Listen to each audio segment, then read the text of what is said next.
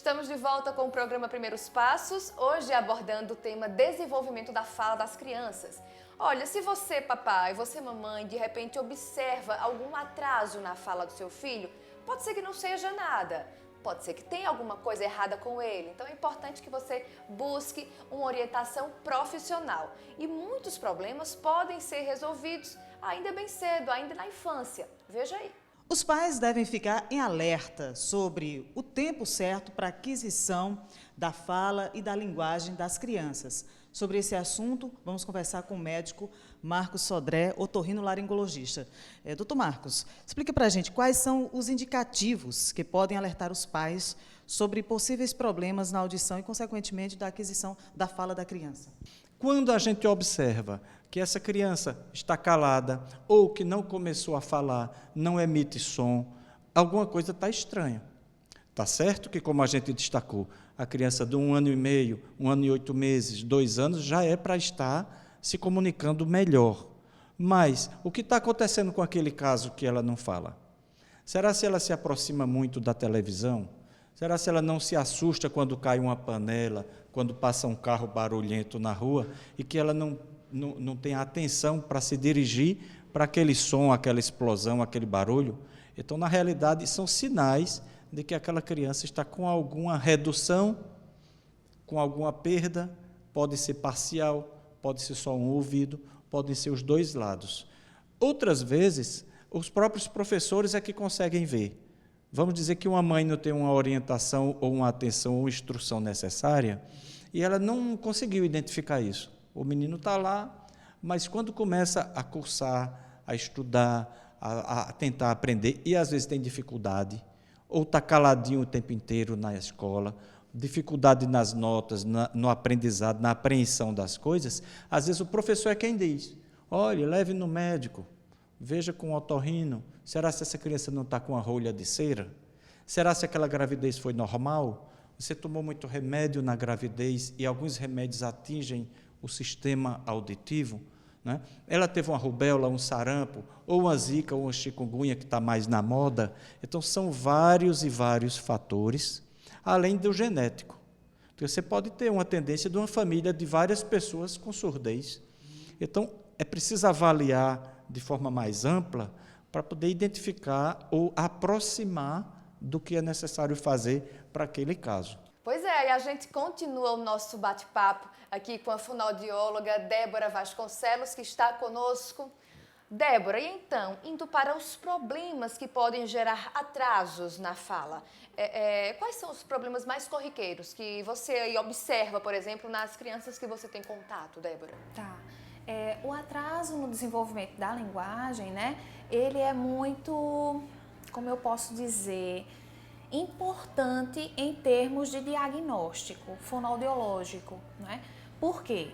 Porque ele pode ser um atraso específico de linguagem ou ele pode ser um indicativo de outros comprometimentos, certo? Então, por exemplo, algumas crianças têm dificuldade no desenvolvimento dessa linguagem, né, dessa comunicação, secundários a transtornos de ordem maior.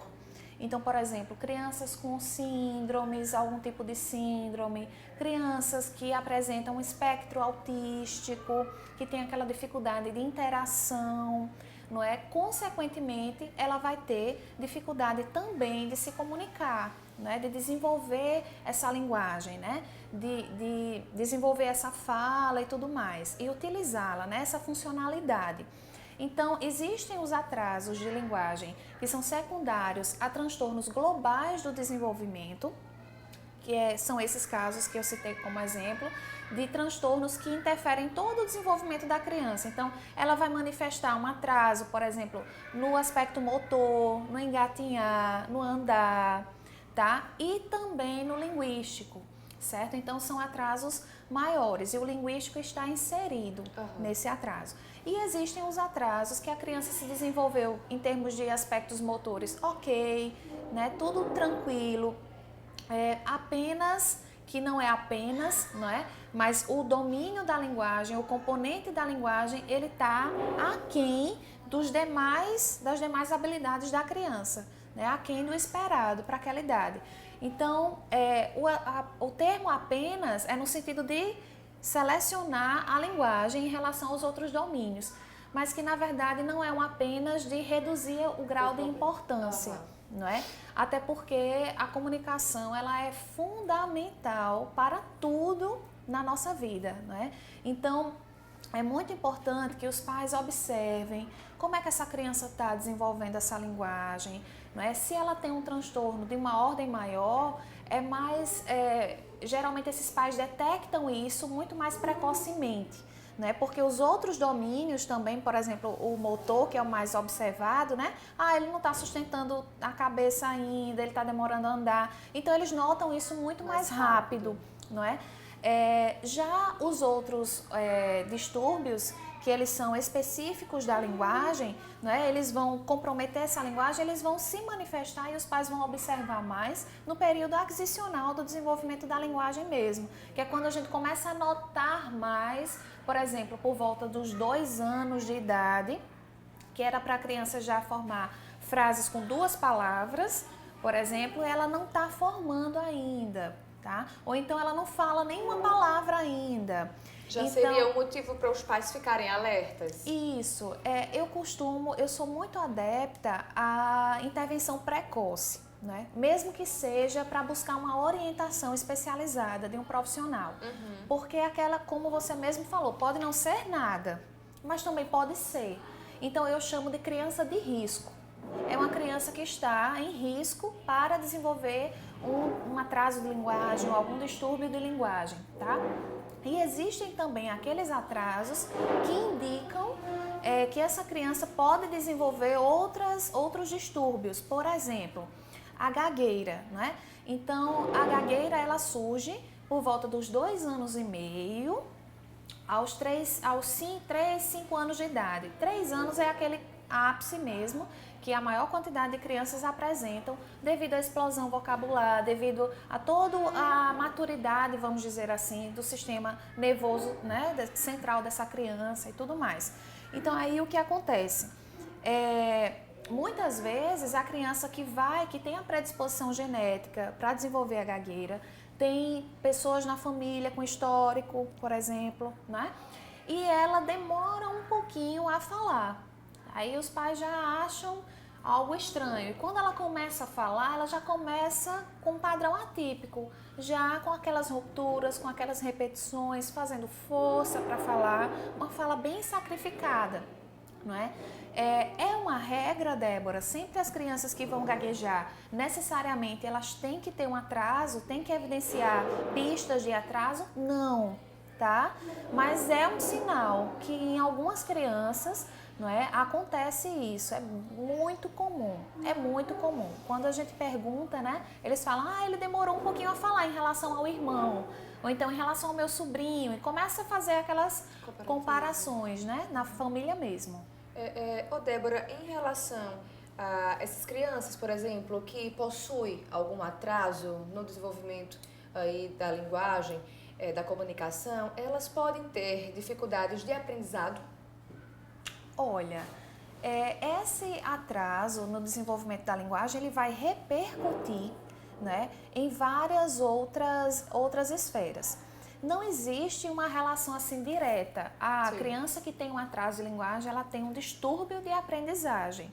Não necessariamente. Mas como eu falei, esse atraso de linguagem, ele pode ser um indicativo de mais para frente a gente observar que essa criança pode ter dificuldades de aprendizagem, né? Então é muito comum, assim, vários outros distúrbios, você perceber na história clínica dessa criança que a mãe falou, ela teve um atraso, ela demorou um pouquinho mais a falar. Então isso é indicativo, não é algo condicional, vamos dizer assim, né? Que necessariamente ela vai ter dificuldades para aprender. Débora, essas crianças que são encaminhadas a profissionais, como você, como um fonoaudiólogo, como costuma ser o procedimento que vocês adotam para chegar a um diagnóstico? Por exemplo, é preciso fazer algum exame na audição dessa criança? É preciso fazer quais exames? Tá. É interessante que seja realizado um trabalho em parceria, não é? Então, trabalhamos muito mesmo com os pediatras, né? Principalmente o pediatra da criança, que vem acompanhando o desenvolvimento da criança, né? E ele já tem uma noção de como foi aquele parto, como foi o nascimento, se houve alguma intercorrência enquanto a criança estava na barriga da mãe ainda, ao nascer. Então, a gente já tem esse suporte. O ideal é que seja dessa forma. Além disso, precisamos descartar todas as outras possibilidades que possam influenciar nesse atraso de linguagem. Então, sempre encaminhamos para essa criança fazer uma avaliação auditiva. Será que essa criança está ouvindo bem? Porque para que eu possa me comunicar, eu tenho que ter um bom feedback auditivo. Então, será que ela está ouvindo? Então, encaminhamos para fazer uma avaliação auditiva a fim de descartar essas outras possibilidades. E o trabalho fonoaudiológico, ele vai ser a avaliação com base nos comportamentos da criança. Então, é um trabalho de observação comportamental. Por quê? Porque o desenvolvimento da linguagem, nós observamos ele muito claramente conectado ao desenvolvimento das representações simbólicas dessa criança. O que seria isso? Linguagem é puro simbolismo. Então, é a capacidade de representar mentalmente, na minha mente, algo que não está aqui presente, está ausente. Então, por exemplo, quando eu falo sapato azul, automaticamente na nossa mente vem a imagem de um sapato azul.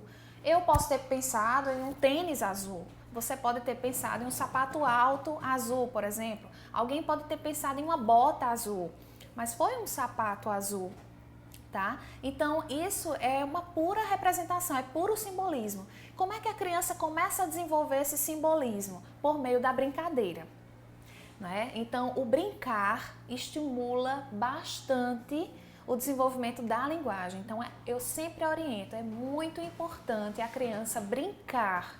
De que maneira, Débora, que a brincadeira pode estimular a linguagem? Principalmente de faz de conta. Porque é fazer de conta que aquilo existe. E essa capacidade de representar o que está ausente, né? Então, a gente pode começar com a criança pequenininha, com jogos de encaixe, com algo mais concreto. E ao longo do tempo, com a maturidade dela, ela vai começando a atribuir aquilo significados. Então, por exemplo, eu posso chegar em um nível de representação simbólica tão elevado que eu posso transformar a minha mão em um avião, por exemplo. Vum, vum, isso não é um avião, mas isso pode representar um avião. Então, a gente percebe muito que crianças que têm um atraso de linguagem, elas têm um atraso também no desenvolvimento simbólico, nas suas condutas, na forma de brincar. Então, quando a gente observa o brincar da criança, vemos que ela faz muito uso convencional dos objetos. Então, por exemplo, o pente é só para pentear o cabelo, o copo então é preciso só ir além. Ir muito além, né? Então, é aquela história, você fazer do nada tudo.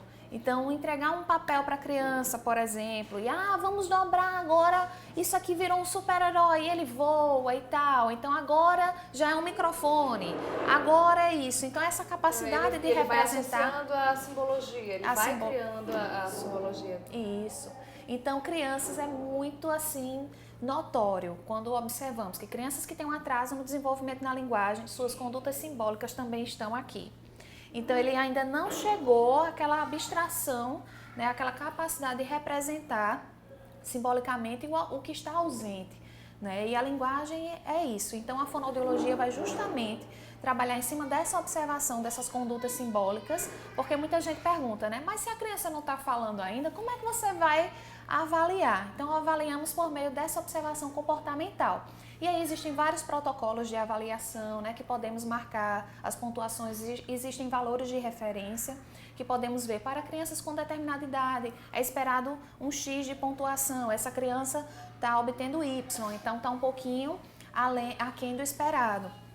E a gente vai fazendo essa comparação e aí conseguimos observar, em termos de habilidades cognitivas, em termos de habilidades expressivas, de representações simbólicas, de compreensão, como é que essa criança está, podemos identificar as necessidades dela e traçar um plano de intervenção terapêutica, principalmente focando na família, que é essa família que vai dar esse suporte para essa criança.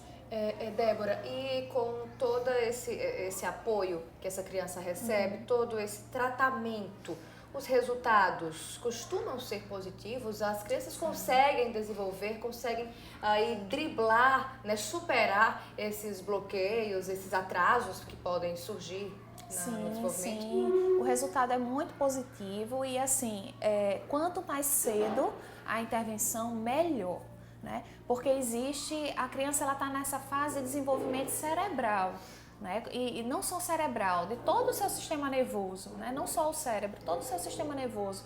Então, quanto mais cedo conseguirmos, né, oferecer a maior quantidade de estímulos para essa criança, para ela ir se apropriando dessa língua, dessa estrutura desses sons, como é que eles se combinam, como é que eles se organizam, mais cedo ela vai conseguir superar essas dificuldades. Quanto mais tarde, quanto mais eu... agora postergar, não, isso, né, deixa mais para tratamento. frente, o que é que vai acontecer? Esse padrão atípico dela, né, estabelecido. alterado, vai ser consolidado, né, e para modificar é mais difícil. Não é? É mais difícil. Então, a ideia é que quanto mais cedo seja a intervenção, melhor. Então, se você tem dúvida, né, que seu filho pode ter um atraso de linguagem, procura um profissional especializado, né, um fonoaudiólogo, porque o profissional, nós trabalhamos com pessoas que têm distúrbios da comunicação. Então, tudo que envolve comunicação, o fonoaudiólogo que trabalha, tem um profissional da área da saúde que vai cuidar da saúde e da comunicação das pessoas. Né? Então, ele é a pessoa mais indicada para fazer essa avaliação e essa orientação.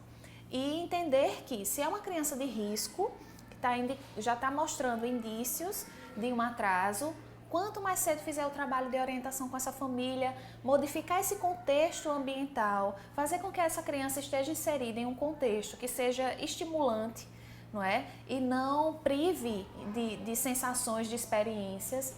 Né? A cada dia mais o que a gente tem muito observado é essa dificuldade, mas isso é devido à nossa dinâmica atual de vida, né? Então os pais trabalham muito, estão muito ausentes, não é? E aí é que está o nosso desafio de tentar, nos momentos que nós estamos com as crianças, né, fazer com que isso seja o melhor vivido, mais produtivo possível. Né? Então, o que é a tendência? A gente observa os pais trabalham bastante, quando estão com a criança dão um tablet, dão um celular para ele ficar lá, né? E ele precisa do ser humano, né? E principalmente os pais. Precisam interagir. Precisam interagir, né? O cérebro é social. Ok, Débora, muito obrigada pela entrevista, foi maravilhosa, bastante esclarecedora. Obrigada, obrigada. Espero que você tenha gostado, espero que tenha te ajudado de alguma forma, acredito que sim. Acredito sim que você deve ter gostado sim, do nosso bate-papo. E não esqueça que semana que vem tem mais programa Primeiros Passos para você, trazendo mais assuntos do seu interesse, assuntos que interessam aos pais, às mães, aos cuidadores de criança e dessa criançada da primeira infância. Então, a gente se encontra na semana que vem. Até lá!